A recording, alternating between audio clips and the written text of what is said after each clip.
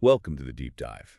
Today we're jumping into chapter 33 of the book of Isaiah. Right. And it starts, well, pretty dramatically, doesn't it? It really does. It kicks off with this intense woe aimed at a destroyer, a Yeah. traitor, but then almost in the same breath there's this plea, "O Lord, be gracious to us, be our strength." That contrast is immediate. Judgment and this deep longing for help, for salvation. Yeah, and that sets the stage for the whole chapter, really. You get these Yeah. vivid pictures of devastation right alongside promises of, safety and peace later on. Our goal here is just to unpack what the text itself says about all this, the destruction, the idea of righteousness, this future security it describes, sticking strictly to the words on the page. Okay, so let's get into that initial scene. It sounds like chaos. It really does. The text uses powerful language like the thunder of your voice making people scatter. It talks about nations that used to plunder now being gathered up like locusts harvest a field, just swarmed over. Wow.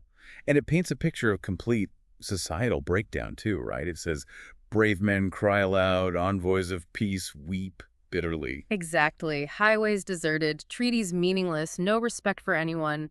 The text even says the land itself mourns and wastes away, nature reflecting the human chaos.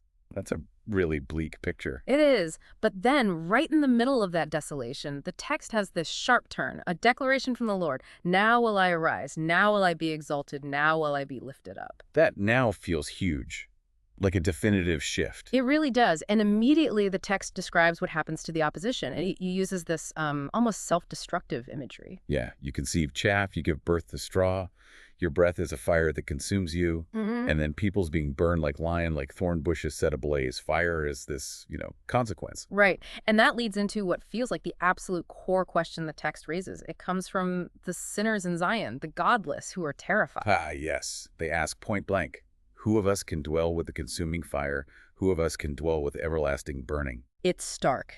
The text is asking, who can possibly stand in the face of this?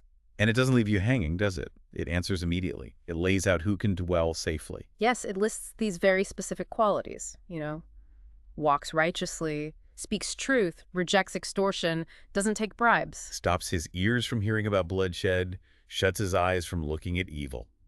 It's incredibly detailed, very practical ethics described here. Exactly. And the text says that person, the one meeting these conditions, will dwell on the heights. Their refuge is secure, their food and water guaranteed. So security and provision are presented as the direct result of this righteous living described in the text.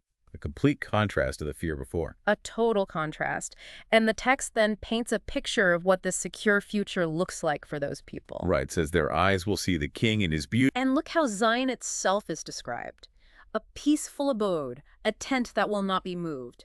Its stakes never pulled up, ropes never broken. Talk about stability after all that chaos. That tent that will not be moved. That's such a strong image of permanence the text gives us. And why is it so secure? Well, the text is clear. There the Lord will be our mighty one. It mentions these broad rivers, but then says, no enemy ships, no galley with oars or mighty ship will sail on them. So protection comes not from human defenses, but because, as the text says, the Lord is our judge, our lawgiver, our king. It is he who will save us. Security is rooted in divine authority, according to this chapter. Precisely. And even if things seem imperfect, the text mentions loose rigging, sails not set, there's still this image of incredible abundance. Spoils divided, even the lame get plundered. That's fascinating. Unexpected provision, even amidst apparent weakness within this secure place the text describes. Yeah, it suggests a kind of surprising victory and provision. And then the chapter concludes with these two really powerful statements about life in this Zion. Yes. No one living in Zion will say, I am ill.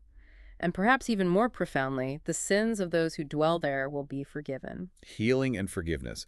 The text presents them as the final characteristics of this secure community. So, tracing the path in Isaiah 33, we go from this woe and terror through that crucial question about dwelling with consuming fire to this vision of Zion secure, provided for, healed, forgiven. And the condition for dwelling there, as the text explicitly states it, is tied back to that list.